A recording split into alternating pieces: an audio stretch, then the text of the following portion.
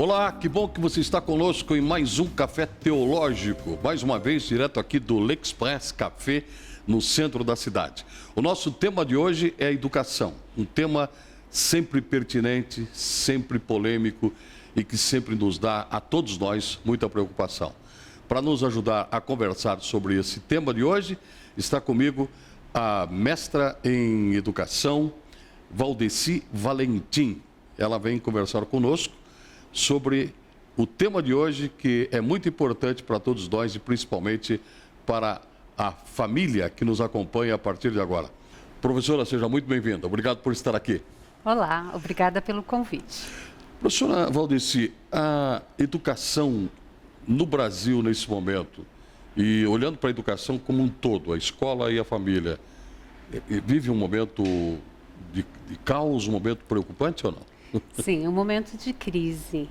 Até acredito, até por uma inversão de papéis, né? Qual é o papel da família, qual que é o papel da escola, realmente. Os pais hoje, a mãe entrou para o mercado de trabalho, o pai aumentou a sua carga horária e os pais, em algumas situações, conferem essa educação primeira, que é de princípios e valores para a escola. Ao mesmo tempo que a escola quer acolher da melhor forma essas crianças e permitir essa educação, como ela não conhece alguns princípios da família, ela sente dúvidas do que fazer. Perfeito. Não há nenhuma intenção aqui de fazer comparações de épocas, porque cada época tem a sua realidade histórica. Sim. Mas houve uma época, nos anos 50, 60, em que os pais praticamente entregavam os filhos para a escola já quase que alfabetizados, sabendo ler e escrever. E essa realidade hoje em dia seria uma utopia para nós? Da parte pedagógica, eu acredito que os pais ainda continuam estimulando muito os filhos. Eu acho que hoje até tem uma alfabetização que vai além do ler e escrever, tem alfabetização tecnológica, essa criança chega já com um domínio de tecnologia grande dentro da escola. O que nós percebemos lá nesse ambiente escolar é a falta de realmente saber o convívio com o outro. As crianças Nós hoje, estamos falando de comportamento. de comportamento. Isso significa dizer que os pais hoje sequer noções de educação e de bom comportamento conseguem dar para os filhos? Não por falta de desejo, mas eles não querem repetir a educação que eles tiveram dos seus pais, até porque eles acham que os pais reprimiam e não deixavam eles fazerem o que eles queriam, e hoje até por um sentimento de culpa por esse tempo que a mãe está fora, que o pai está fora, naquele período que chegam em casa, é muito mais fácil dizer sim para tudo do que criar um conflito familiar. Então, eles não querem repetir a educação que tiveram, mas eles não sabem como fazer diferente. Certo. E esse comportamento a criança traz para a escola. Ela não sabe trabalhar com os limites do convívio em grupo. Tá, então eu como pai, eu como mãe, não tenho possibilidade, em função da vida moderna, das questões econômicas, das questões de família, de estar presente com meu filho, para ensinar a ele boas maneiras e também para dar uma base de alfabetização.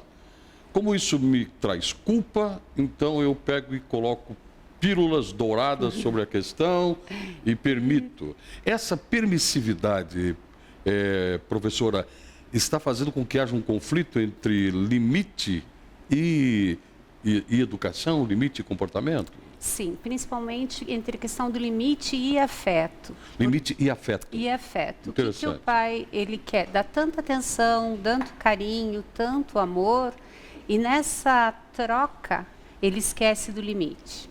Ou outros pais, quando não tem o equilíbrio, é só limite, e aí o menino não sabe fazer escolha sozinho, porque ele só sabe fazer aquilo que um adulto orienta.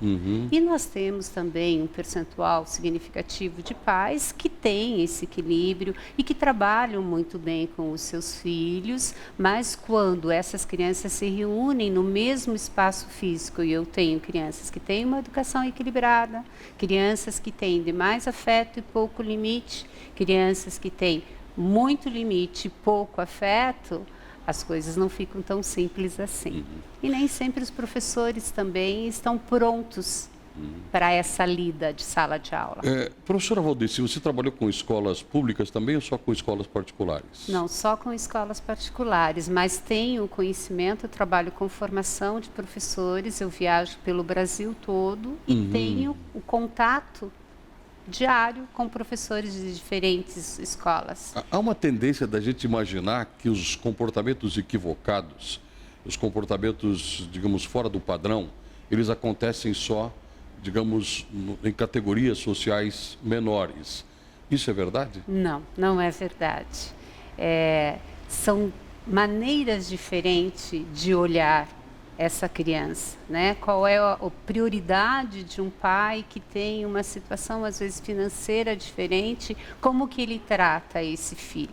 Às vezes, o pouco dinheiro que ele tem, ele vai lá e compra um brinquedo para o filho, que ele talvez nem pudesse comprar naquele momento, mas é uma forma de dizer assim, quero te dar o que eu não tive. Quero colocar coisas no lugar onde não estou? Também. Pode ser. Também pode ser, pode ser. E isso é muito normal quando o menino não quer sair de dentro do carro para entrar na escola, o pai diz assim, quando eu vir te buscar, eu te levo ao shopping e o papai compra determinada coisa para você. Entendo. Às vezes é uma moeda de troca para evitar conflitos. A conclusão que a gente chega, assim, primária, né? Acho que tem inúmeros aspectos a serem tratados, mas é a falta de diálogo. Professora, nós sabemos que hoje nas universidades os alunos desafiam os professores. Eles dizem claramente assim, meu pai está pagando, você tem que me aprovar. Você faça o que tem que fazer. Eles se colocam numa posição de donos, de possuidores da verdade e como que conduzem o processo.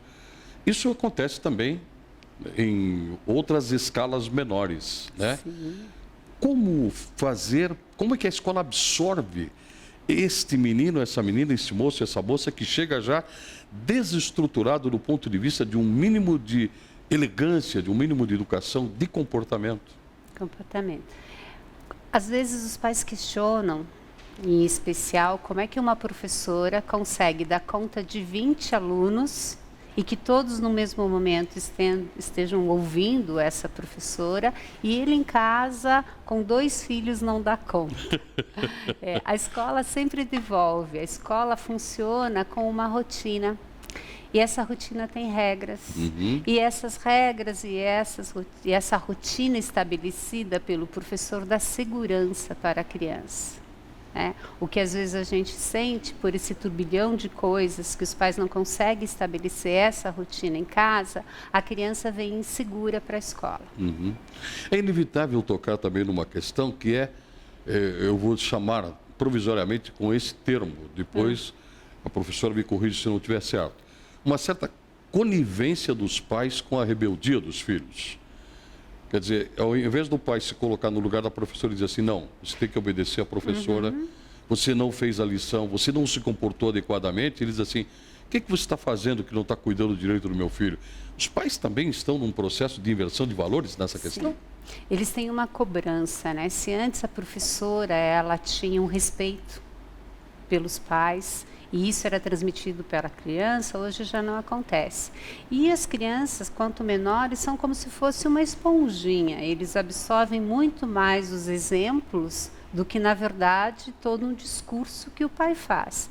Se ele ouve o pai conversando com a mãe em casa, olha, a professora de novo com esse bilhete, sabe se ela não entende que eu estou pagando a escola para ela educar bem meu filho? Lá vem de novo esse bilhete que eu preciso ir à escola resolver tal situação, eu não tenho tempo. Por mais que essa conversa não seja dirigida para a criança ouve. E aí ela repete esse mesmo discurso do pai na escola. Ela diz assim, olha professora, meu pai diz que ele paga a escola para você resolver o problema e ele não vem aqui hoje. A criança leva esse recado verbalmente, mesmo que o pai não peça que ela faça isso. Né? Seria como uma espécie de lavar as mãos. Isso. A professora agora é que cuida, eu não tenho mais nada com isso. Eu tenho coisas para fazer, tenho o meu trabalho, tenho as minhas atividades. Já coloquei nessa escola para que o problema fosse resolvido não por mim. Então, por favor, cuidem desse problema. Esse problema. Esse filho, nesse momento, não é meu. Não é meu. Até porque as crianças hoje ficam muito em período integral na escola. Mesmo a escola pública oferece esse espaço de período integral. Então, toda a referência dessa criança, em muitos momentos, é o professor. Só que ele não encontra em casa coerência com o que o professor disse, né? Você falou que não é a gente retomar o passado, mas se você vai numa cidade pequena, a gente ainda consegue visualizar o modelo antigo de educação, onde a gente tem uma praça, que tem um coreto, não muito distante você tem uma igreja e não muito distante você tem uma escola. Aquilo que as crianças ouviam nesse espaço, nessa igreja, sobre princípios, sobre valores, sobre o certo e o errado, era reforçado pela professora e era discutido politicamente nesse coreto. Hoje a criança não tem mais essa referência. O que pode e o que não pode depende do adulto que está com ela. Certo. Um exemplo muito simples durante anos, o lugar da refeição foi em volta de uma mesa. Hoje o que nós temos? Se vai na casa da tia, come no sofá em frente da TV. Se vai na casa de uma outra tia, é em cima da cama. E isso para a criança vai gerando assim, o que é certo e o que é errado? Certo. Na verdade, as crianças hoje, elas não têm uma orientação. Sempre reforçando que isso não acontece em 100% das famílias, em 100% da escola. Mas o percentual de crianças que estão inseguras é muito grande. Perfeito. No próximo segmento, a gente vai falar um pouco sobre algumas posições um pouco mais heterodoxas que estão surgindo com relação à pedagogia e ao cuidado com as crianças. A gente já volta aqui com o nosso Café Teológico. É só o tempo de tomar um cafezinho.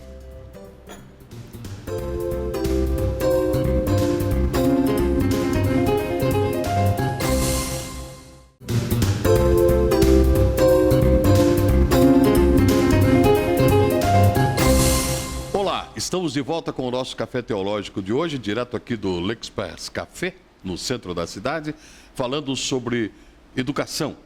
Um tema polêmico, muito pertinente e sempre que dá um caldo muito interessante em qualquer momento que a gente discuta. E um problema sério, inclusive, da educação no nosso país. Está comigo a professora Valdeci Valentim, que nos dá o prazer de estar conosco. Ela é mestre em educação, orientadora das escolas do Sagrado Coração de Jesus, das Apóstolas, é mãe de 3 filhos e um deles já é professor? Sim. Zico, você influenciou ele para ser professor? Não foi uma influência, foi uma escolha mesmo, que ele foi com o tempo e após ter terminado a graduação, quando ele estava no mestrado, ele entrou para o caminho de ser professor. Deixa eu aproveitar com uma matéria que a nossa produção nos traz, que diz o seguinte: há algum tempo atrás, o jornal A Gazeta do Povo trouxe essa reportagem e eu gostaria de aproveitá-la. No livro Déspotas Mirins, O Poder das Novas Famílias, a psicanalista e pesquisadora Márcia Neder afirma que a criança perdeu o limite quando o responsável deixou de se posicionar como adulto na relação. Isso é, antes o pai queria ser obedecido e respeitado, né? Hoje o adulto quer ser amado e aprovado, né? Em declaração polêmica, ela afirmou em entrevista ao jornal A Gazeta do Povo que a mãe deve ser uma bruxa para os filhos. O que você acha disso, Valdeci? Por favor, professor. Olha, eu pegaria uma costura aí de dizer que houve uma inversão de papéis. As mães, os pais, hoje acham mais importante ser amigos do que realmente pai e realmente mãe. Essa inversão de papéis não está correta. Pai é pai, mãe é mãe, amigo é outra coisa. É outra coisa. Claro que numa relação entre uma mãe e uma filha, um pai e um filho, ou mesmo uma mãe e um filho, um pai e uma filha, existem características de uma amizade, que é saber ouvir, que é compreender, que é ter um ombro amigo sempre. Mas pai é pai, mãe é mãe, e esse pai, essa mãe é aquele que deve indicar o caminho quando o menino é pequeno, para que mais tarde, quando ele estiver sozinho, ele saiba fazer escolhas. E às vezes esse pai, até para não se sentir desamado, né? E eu observo muito, como é minha área de pesquisa, aquela mãe que diz assim, se você não ficar quietinho, aquele tio vai ficar triste com você. Então, um detalhe interessante, as crianças mesmo se utilizam disso quando dizem assim, eu não gosto mais de você. Isso. É uma coisa terrível para um pai ou uma mãe escutar isso. E eles fazem para testar. Fazem para testar. Fazem para testar, realmente. Então, a questão, e voltando a dizer, não é retomar o passado como saudosismo, e quando ela fala dessa mãe bruxa, né? Hoje você ouve muitos adultos dizerem assim, nossa, meu pai era terrível, nós o conhecíamos pelo olhar. Pelo olhar. Aí tem dois aspectos, né? Talvez hoje os filhos não conheçam os pais porque os pais já não olham mais nos olhos dos filhos. Ah, uma questão interessante. Ou poderia se dizer mais, de uma maneira mais contundente, sequer olham. Sequer olham. Então diz assim, ah não, mas eu levo meu filho todos os dias à escola. Mas o menino está lá atrás, no banco do carro, o pai dirigindo. Ele está conversando, mas não existe olhar. Se ele leva esse menino na rua, ele está conversando, olhando o trânsito e não tem. Às vezes olhando o celular, o iPhone. Isso. Ou até aquele momento de refeição, que era aquela comunhão da família, aonde é aquele espaço que você consegue olhar para todos na mesma direção, hoje já não é comum. Né? Mesmo o almoço de domingo, às vezes, não acontece. É verdade. Odeci, nós estamos falando de uma realidade católica, nesse momento cristã. A catequese que é feita nas igrejas pelas catequistas, ela faz eco na família? Olha, eu já fui catequista e eu posso dizer que nem sempre. Eu sempre dizia, né, nas reuniões com os pais, eu digo, o que acontece quando você sai de uma sessão de um cinema, de um teatro, ou quando você colocou um filme em casa? Todos saem daquele espaço, daquele momento, e vão comentar os aspectos mais importantes daquele filme. O que acontece com uma família quando ela sai de uma missa? Às vezes ninguém lembra qual foi o evangelho da missa. Isso, não lembra, não se ateve ao Não existe partilha. Não existe partilha, aquele recado da homilia, né? Não se retoma durante a semana, né? Como que eu vou viver a minha fé durante essa semana? Existe uma relação histórica, e que a gente vê isso contemplado nos evangelhos, que é a relação de Maria com Jesus enquanto criança. Um menino obediente, que também, às vezes saía um pouco fora do normal, como é o caso do encontro dele com os doutores do templo, né? E a mãe aflita, chega e diz, o que você está fazendo, né? Mas ele se coloca como um menino obediente, como alguém que é respeitador. Estes signos, eles podem ajudar, digamos assim, uma família que estiver bem estruturada espiritualmente? Sim, ajuda, né? É esse exemplo, né? Maria enquanto exemplo de mãe e Jesus enquanto exemplo de filho. Mas também tem essa relação de confiança, né? Maria confiava no filho e o filho confiava em Maria. Provavelmente eles tinham diálogos, né? E ele, como qualquer menino, também fazia suas travessuras quando ele fugiu. Mas ela foi até lá e fez um alerta. E ele obedece. Não obedece porque tinha medo, porque Maria acho que nunca teve um olhar, né? De expressar, olha, me obedeça porque eu estou mandando. Não dá para imaginar, né? Não dá para imaginar. Mas uma Maria que diz assim, olha, filho, talvez esse não seja o momento para você. Né? Vai chegar um momento que vai chegar a sua hora de você fazer essa partilha, mas agora não. Por falar em hora, é um momento em que exatamente a hora na questão da evangelização, isso aqui é um outro tema, né? O Cronos e o Kairos, né? A hora do tempo do homem e a hora de Deus, acontece de uma maneira bastante clara também nas bodas de Caná, quando ele, de certa forma, ele responde para a mãe, olha, o que nós temos a ver com essa festa? Somos convidados, né? Mas ela precipita uma ação, que é a ação já do Messias no mundo, um leve puxãozinho de orelha dizendo assim, faça o que ele vai mandar, porque ele vai fazer, porque ele vai me obedecer. Dá para entender dessa maneira também? Essa percepção da obediência? De confiança. De confiança. Não é tanto de obediência, né? É quando você diz assim, vai lá, filho, que você consegue. É uma relação de confiança. Se você não confia em quem te diz, vai lá, que você consegue, você não vai. Se você vai num espaço público onde tem brinquedos, é muito interessante quando algumas mães olham lá para o pequenininho e dizem assim, vai que a mãe está segurando você com os olhos. E o menino vai, né? Ou quando o menino está lá no alto e o pai só estica as mãos e ele não tem medo nenhum e se joga ao colo dos pais. Professora, confiança. Essa questão toda me leva a uma certa angústia, uma certa preocupação, que faz parte, inclusive, da nossa vida. Você citou a questão, esse tripé da comunidade rural. Igreja, família, escola. Sim. Né? Um rito de aprovação de valores. Né?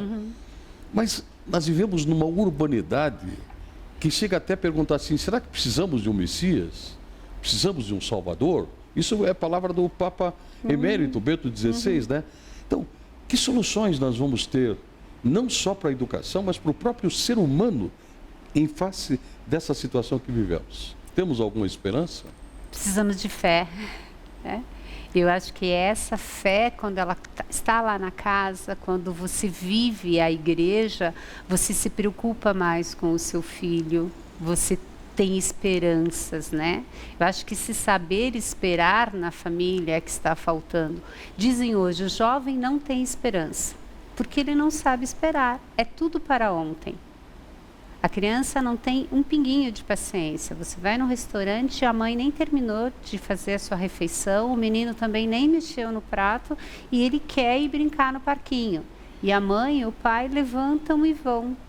Então, esse ensinar a esperar, né? E eu acho que é lá na igreja, naqueles momentos de oração, naqueles momentos de estar junto, de conversar, de fazer uma leitura da Bíblia junto com o seu filho, pegar pedacinhos do Evangelho como ensinamento. Acho que isso é um bom caminho de fé e de esperança. Isso que, de certa forma, você orienta, como orientadora pedagógica das escolas que você como os professores também estão sentindo que talvez não se possa dar uma aula de ensino religioso, Sim. Mas você pode evangelizar falando de matemática, geografia, história, português e outras coisas mais. Isso. Quando eu trabalhei com as apóstolas do Sagrado Coração de Jesus, isso é bem presente nas escolas delas. Elas têm projetos e esse trabalho acontece. Nós temos instituições que não são católicas. E isso não é, entre aspas, permitido, né? Mas essa relação com o professor, de ensinar o menino a viver bem consigo, viver bem com o outro, com a natureza e um transcendente, isso dá para acontecer na escola. É quando o professor se coloca como exemplo, quando ele vive valores que ele gostaria que seus alunos vivessem, quando ele diz, por favor, não grite falando baixinho. Não é para falar alto. Isso, né? E normalmente, às vezes, isso não Certo. acontece, né? A mesma coisa acontece com a família também, né? Sim. Só citando um exemplo bem simples. Os pais geralmente querem que os filhos comam verduras e frutas. Mas eles não comem verduras e frutas, professor. Também eu ia lá mais além, né? Quando você tem um ou mais filhos, é comum eles brigarem entre si, faz parte desse desenvolvimento, Certo. você entrar em conflito com o outro, né? E às vezes surge alguma agressão física. Certo. E a mãe, achando que está no momento de sabedoria, ela olha e diz assim, se você bater mais uma vez no seu irmãozinho, você vai apanhar. O que a mãe está dizendo? Toda vez que alguém fizer alguma coisa que você não goste, bata. Ela reforça o comportamento que o menino teve. Perfeito. Esse tema daria uma discussão grande, mas não é o nosso objetivo esgotar as questões aqui. Por isso, por hoje, agradeço muito, professora. Obrigada. Muito obrigado por ter vindo ao nosso diálogo e sucesso para o seu trabalho. Obrigada. Tá bom? O nosso Café Teológico fica por aqui. No próximo programa, esperamos contar mais uma vez com a sua presença, com a sua audiência. Até breve.